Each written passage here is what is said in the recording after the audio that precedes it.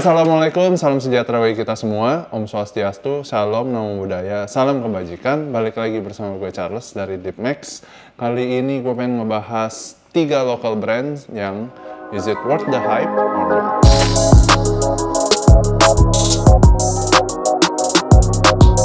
Jadi di depan gue udah ada 3 local brand. Yang pertama itu adalah Kanki Sport Style, Piero, dan sepatu Kompas. 3 brand sepatu ini bisa dibilang paling hype di saat ini. So, gue pengen ngebahas is it worth the hype. Seperti Kanki ini selalu sold out setiap rilis. Seperti Piero baru saja merilis ulang setelah 8 tahun kemudian. Dan pastinya ini sepatu Kompas siluet baru yaitu Velocity. Jadi gue suka sepatu-sepatu ini karena 2-3 tahun belakangan ini banyak banget sepatu yang vulcanized, terus atasnya tuh tinggal ATM, amati tiru modifikasi. Sedangkan ini berbeda. Ini capsule, terus siluetnya juga akhirnya berbeda. Local brand bisa develop something different daripada yang vulcanized kemarin itu. Dan kita mulai dari sepatu Kanki Sport Style. Kebetulan gue punya Story of Kitadake Kanki Sport Style. Ini sepatu bisa dibilang lifestyle-nya si Kanki. Untuk price wise ini cukup oke banget menurut gue di harga 338.800. Terus siluetnya kalau dibilang banyak banget yang bilang sepatu ini mirip dengan Salomon karena mungkin dengan striping 3M-nya ini ya, hijau dan 3M. Bahannya juga oke, ada campuran mesh, ada leather, terus ada suede, terus bagian belakangnya juga ada rubber, midsole-nya midsole EVA foam, terus outsole-nya ada gripnya, jadi kayak trail grip. So ini sepatu cocok buat mendaki gunung dan mendaki sosial. Yang gue suka sebenarnya durability-nya, karena gue pakai sehari-hari masih enak banget dan empuk. Dan dengan price range segitu bisa dapat siluet baru seperti ini sih worth it banget. Buat looks-nya ini udah gue modif, udah gue pakai vintage marker, makanya sedikit kuning-kuning juga di bagian uppernya ada mesh sedikit kuning-kuning. Yang gue nggak suka, bagian inner liningnya ini shape-nya agak aneh. Cuman mungkin ini karena construction materialnya ya. Tapi overall comfort wise enak banget. Dan untuk bagian leathernya sebenarnya kalau gue pegang sebenarnya bukan premium leather, ini lebih kayak synthetic material.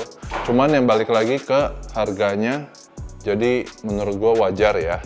Terus bagian plastiknya juga agak tipis. Bagian back tabnya sini nih, plastiknya juga lebih tipis, mungkin bisa lebih tebal ke depannya. Cuman balik lagi ke price. Budgetnya.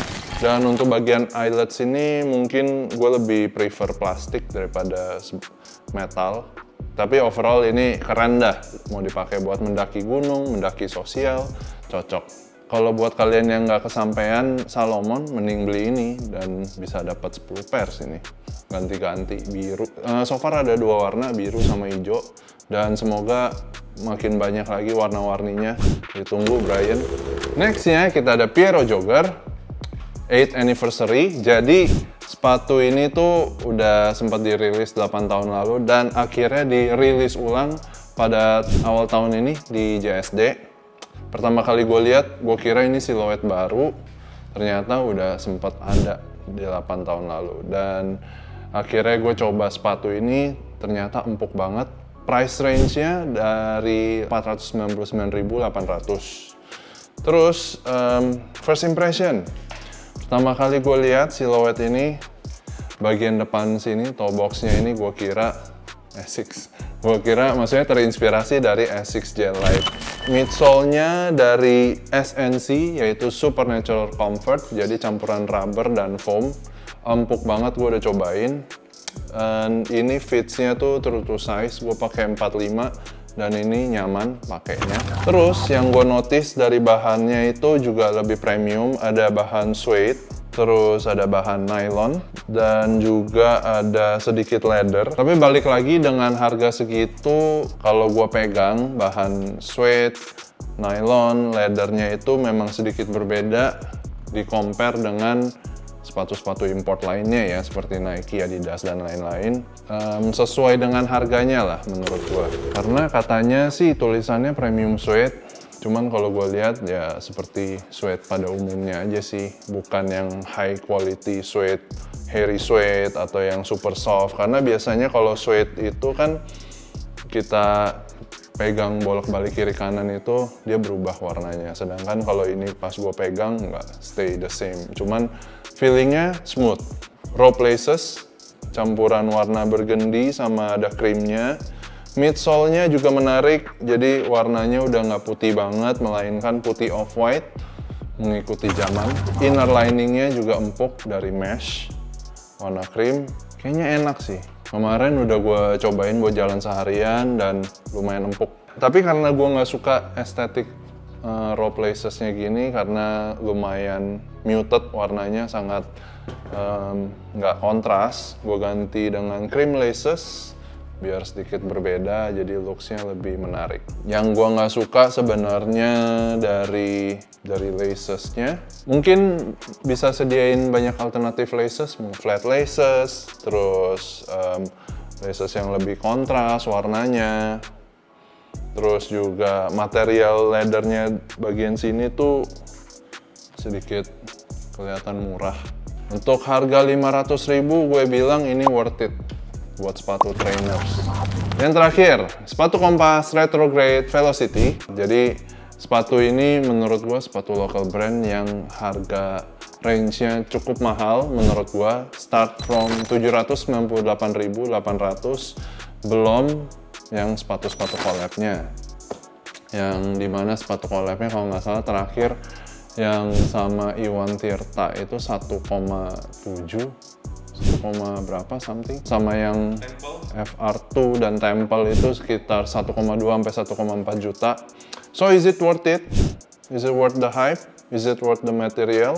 Menurut gua buat harga segitu enggak, tapi kalau yang ini menurut gua worth it karena siluet baru, materialnya juga berbeda dari sepatu-sepatu sebelumnya yang gua compare tadi. Kayak dari uppernya kita bahas, dia ada premium suede. Nah kali ini beneran kalau premium suede gua brush gitu, dia berubah suede-nya.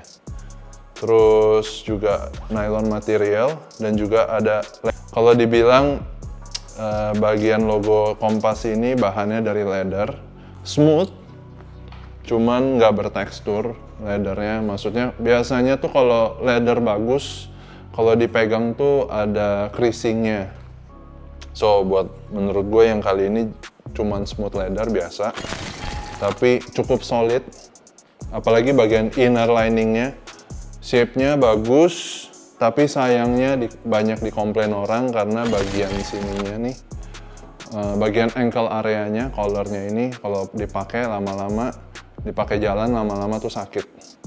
Gue udah cobain sih kayak 3-4 kali pakai sakit, tapi mungkin after long wear baru bisa nge-break in dulu.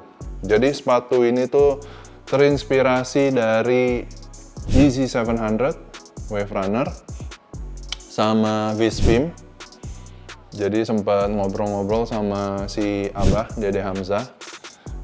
Sepatu ini dia yang bantu desain sama Aji ya. Menurut gue cukup oke banget. Terus midsole-nya juga midsole baru, lebih tebal. Kalau dilihat tuh ada carbon plate di dalam buat stabilization. Cotton laces-nya juga tebal. Is it worth it? Kalau buat gua ini worth it. Yang GR-nya, GR itu price-wise menurut gua worth it karena material yang dipakai berbeda. Terus kalau dilihat jahitannya juga lebih rapih daripada sepatu-sepatu yang sebelumnya gua review. So buat harga segitu, I think it's worth it. Kalau disuruh pilih, gue bakal pilih Kanki sebenarnya. Gue bakal pilih Kompas sih. Kompas? Iya. Yeah. Kenapa? Karena menurut gue desainnya unik aja. Gue kayak belum pernah ngeliat lokal brand yang desainnya kayak gini. Kayaknya yang ini deh. Yang ini? Coba pegang. Kenapa? Soalnya gue demen warna hitam sih. Jadi hitam? Iya. Di kebanyakan outfit gue juga kalau di rumah hitam sih pilih Piero. Piero? Ya. Yang mana? Yang Soalnya ya gue pernah pakai Piero, nyaman banget soalnya. Nyaman banget. Iya. Terus soalnya empuk, enak lah buat dipakai jalan. Kanki sih, karena gue suka sama desainnya. Ini menurut gue ala-ala Salomon lokal ya. Gue pilih Piero karena di tahun 2015 atau 16 gitu gue pernah pakai ini dan emang nyaman banget. Serius? Piero yang mana? Yang silhouette jogger. Oke, yang paling murah itu menurut gua dari material. Paling gampang dilihat dari material seperti leather dan suede-nya. Cuman kalau buat sepatu seperti ini, I think it's still worth it. Terus kalau material yang mahal, menurut gua Kompas worth it. Karena dengan campuran leather, terus construction-nya juga lebih kokoh dan lebih stabil. Semuanya tuh lebih materialnya proven, emang pakai material yang lebih bagus, makanya harganya lebih mahal. Dari tiga ini yang paling nyaman itu nyaman dipakai, gue harus pilih Kanki paling nyaman. Kanki worth the hype, don't miss out. Worth the resale? Enggak. Piero worth the hype? I think ini underrated malah. Kompas worth the hype? Buat kalian yang penasaran dengan sepatu lokal dan pingin punya premium material feels, boleh cobain sepatu Kompas ini, Velocity ya. Itu aja sekilas review 3 local brand yang worth the hype, apa enggak nih? So, menurut kalian kalau ada brand lain, local brand lain yang bisa di-compare dengan sepatu-sepatu 3 ini, jangan lupa komen di bawah. Dan let's stop flexing and start understanding with Deep Max.